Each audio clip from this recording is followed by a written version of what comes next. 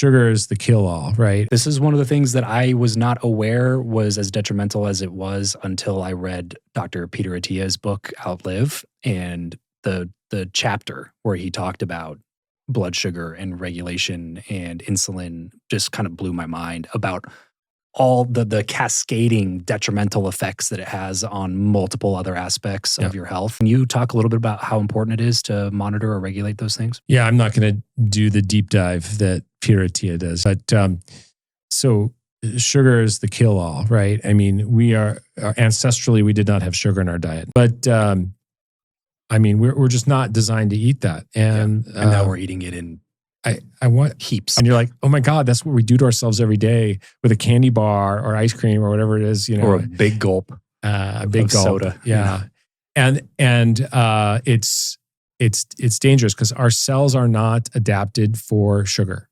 and it sets off this toxic cascade. Sugar is a toxin for our body, but the sugar is a toxin. It sets off a toxic response. It causes inflammation, and that's just this vague word, but it really means it starts to degenerate the cells and the tissues. And if you can't manage that, if you can't secrete, if you burn out your insulin, because it's just like, I can't put out enough insulin to keep up with all this sugar, you get what's called acquired diabetes. We have this type 2, which most people tend to have some of, or they have pre-diabetes, which is really early type 2. Let's face it, okay? So that's this toxic response to the cells. And then in diabetes, you start to damage the kidneys. It's too much sugar. You damage the eyes, too much sugar. You damage the nerves. You get neuropathy, right? You can't feel stuff because you're bathing all your tissues in the sugar and all this inflammatory responses that probably you read about in Peter Attia's book. So that is why sugar is the no-no. That's the crazy thing to me is that with people, especially that are entrenched in the medical community, have their heads so far deep into research that they don't look up and see that like 78% of our country is obese. The number one, like the most free, number one producing country in the world is also the sickest.